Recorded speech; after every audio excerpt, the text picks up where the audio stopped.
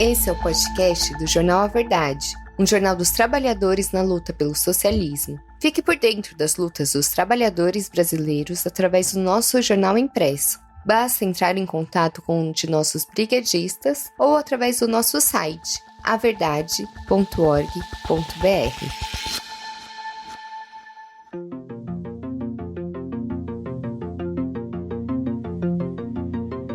Desde que a Companhia Estadual de Águas e Esgoto do Rio de Janeiro, a SEDAI, foi privatizada em abril de 2021, milhares de moradores do Rio de Janeiro e da Baixada Fluminense passaram a conviver com a falta frequente de água nas torneiras. Nem escolas e postos de saúde têm escapado. Maria do Carmo Santana, de 64 anos, moradora do Morro da Vila Ruth, em São João do Meriti, na Baixada Fluminense, reclama: "Antes, com a SEDAI, a gente não tinha problema. Nunca faltou água. Mas agora, com essa nova empresa, virou uma desgraça." Segundo ela, assim que a nova concessionária Águas do Rio assumiu o serviço, as contas aumentaram e o fornecimento piorou. Maria ainda afirma o seguinte: "A maior parte do tempo a população não tem água. Nessa semana, por exemplo, não tem água desde o domingo passado. E detalhe, o valor da conta dobrou." Situação parecida vive a desempregada Amanda Viana, que diz o seguinte: "A gente não aguenta. A gente tem que gastar dinheiro comprando água para poder beber. Se paga, tem que ter água. Mas a empresa vem quando quer. Tá terrível sem água. Como se tivesse numa guerra." Na época do leilão da SEDAI, o governador Cláudio Castro, do PL, prometeu que os serviços iriam melhorar. Disse ele: "Esse leilão é um marco para o Estado e nos dá esperança para um futuro melhor para o povo." Mas, como diz a sabedoria popular, mentira tem pernas curtas. Mal assumiu o abastecimento das cidades de São João de Meriti, Nilópolis, Belford Roxo, Duque de Caxias, Mesquita, Nova Iguaçu e Queimados, além do centro do Rio e dos bairros da zona norte e sul da capital, a empresa Águas do Rio vem acumulando reclamações da população. O aumento repetido das contas, a mudança na forma da cobrança, alterações de cadastro dos imóveis e dos clientes e a aplicação de multas que passam de R$6 mil estão entre as principais queixas feitas ao Procon do Rio de Janeiro. Segundo Carlos Guedes, membro da Comissão de Defesa do Consumidor da OAB do Rio de Janeiro, as reclamações cresceram 564% em um ano e vão desde o grande aumento no valor das contas ao corte indevido no fornecimento, a aplicação de multas indevidas e cobrança de contas em imóveis sem hidrômetro. "Não tenho como pagar." Um dos casos mais absurdos aconteceu em Vila Isabel, na zona norte do Rio. A aposentada Maria da Glória Gabriel Serra, de 92 anos, viu sua conta de água saltar de R$150 para R$1.660, logo após a Águas do Rio trocar o hidrômetro de sua casa em que mora com a filha. Também aposentada, Dona Márcia Ruda, de 83 anos, moradora de Nova Iguaçu, teve um aumento de 1000% na conta, apesar de o hidrômetro ser o mesmo de antes. Suas faturas costumam ser na faixa de R$140, mas, referente a outubro do ano passado, o valor foi de R$1.307. Márcia relata: "Fui até a Águas do Rio para entender e me disseram que o total era a diferença do consumo de um ano como valor retroativo. Segundo a empresa, eles cobram por média durante todo esse período. Tive que pagar esse total porque ameaçaram cortar a água." Ainda em Nova Iguaçu, Marco Antônio, de 63 anos, morador do bairro da Posse, tomou um susto ao receber a conta de água referente ao mês de dezembro. Morando apenas com a mulher e um filho numa casa de 2 quartos, sala, cozinha e banheiro, recebeu uma fatura de R$ 1.869,67. Autônomo, Marcos tem renda mensal de 2 salários mínimos e diz que não tem condição de pagar. "Não tenho como pagar isso. É alto demais. O valor da conta deu um salto inexplicável. Entre junho e outubro, paguei por mês no máximo R$200. Em novembro, passou para R$415,41 e agora para mais de R$1.800. Isso só pode estar errado." Em muitas favelas e comunidades é comum faltar água pelo menos 2 vezes por semana. Na comunidade da Mangueirinha e Duque de Caxias, moradores reclamam das torneiras vazias e mais uma vez dizem que tudo começou após a Águas do Rio assumir a distribuição do local. O pedreiro Humberto Cardoso, de 53 anos, diz que sempre paga as contas em dia, mas a falta de água continua. Não adianta ter tanta gente da Águas do Rio por aí, mas não resolverem o nosso problema. Não adianta a gente ligar, abrir protocolo de reclamação e eles só enganarem a gente. O pessoal da SEDAI conhecia essa região e conseguia resolver os problemas de forma rápida, mas a Águas do Rio sinceramente deixa a desejar. Agora, se você atrasa o pagamento, vem com ordem de corte na sua residência. A água não é mercadoria.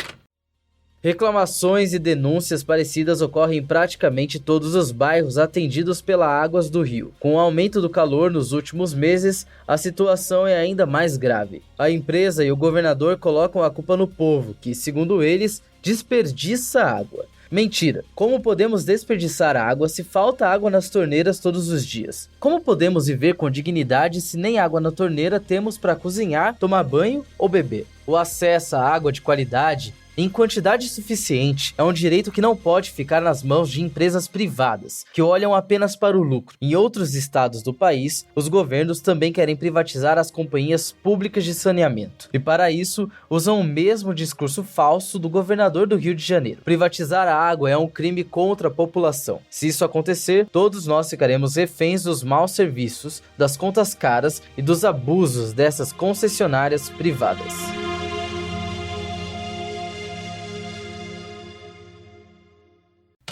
A luta contra a privatização da Sabesp continua. Matéria de Ricardo Senesi, do Fenametro, publicada na edição 286 do jornal A Verdade. Através de debates, plebiscitos, lutas e greves contra os projetos privatistas elaborados pelo governador de São Paulo, Tarcísio de Freitas, do Republicanos, ficou claro que o povo é contra a privatização da Sabesp, a empresa responsável pelo fornecimento de água à população de São Paulo, e que defende a melhoria do serviço público. O ano de 2023 foi marcado por 2 greves unitárias entre os trabalhadores das empresas que são alvos imediatos dos pregões, Sabesp, Metrô e CPTM. Greves essas que tiveram grande apoio popular. Panfletagens, atos e mobilizações também foram realizados e o plebiscito organizado pelos sindicatos coletou cerca de 800 mil votos, com mais de 90% da população votando contra a entrega das empresas públicas. No final de 2023, a Batalha da Alesp marcou a resistência popular em defesa da empresa que fornece água tratada e garante o saneamento básico no estado de São Paulo. A pressão obrigou os deputados estaduais da base do governo a apelarem para a repressão e, além da brutal violência contra os manifestantes, prenderam arbitrariamente 4 lutadores a fim de derrotar o movimento de oposição. Em todas essas lutas, a militância da Unidade Popular pelo Socialismo esteve na linha de frente, garantindo piquetes e ações de apoio aos movimentos. A linha política do partido foi de manter-se junto ao povo para aumentar a divulgação sobre os motivos pelos quais o sistema de metrô e trens estava paralisado e derrotar as mentiras do governador e das grandes mídias. Mesmo com muita antipropaganda por parte da mídia burguesa, os manifestantes recebiam aplausos e apoio da população. De fato, o povo já sentiu na pele o efeito negativo das privatizações. As 2 linhas do metrô operadas pelo consórcio capitalista internacional CCR, as linhas 8 e 9 da Via Mobilidade, são exemplos do fracasso das privatizações. Lucas Carvente, professor preso na Batalha da Alesp e passageiro dessas linhas, compara. Quando eram operadas pela CPTM, o número de falhas era bem menor. Hoje em dia temos medo, pois já houve descarrilhamento, incêndio e falhas diárias. Como derrotar as privatizações? Essa é a questão central para os movimentos sociais, partidos políticos e sindicatos de São Paulo, que têm o compromisso com a vida do povo. Por isso, precisamos avançar na unidade de todas as organizações que lutam em defesa do serviço público, com o objetivo de debater uma jornada de lutas e a realização de uma greve geral contra a entrega da Sabesp a grandes grupos econômicos, cujo objetivo único é enriquecer. No momento, os professores do estado estão iniciando uma importante luta em defesa de mais verbas para educação e contratação via concurso público de ao menos 100 mil educadores. Unificar essas lutas com a juventude que conquistou melhorias nas universidades públicas e agora luta pelo passe livre contra o aumento das passagens deve ser um dos nossos objetivos. Logo, se mantivermos o crescimento da agitação e da propaganda em todas as regiões e camadas do povo, em unidade ao trabalho sindical, classista e revolucionário, poderemos alcançar uma grande vitória.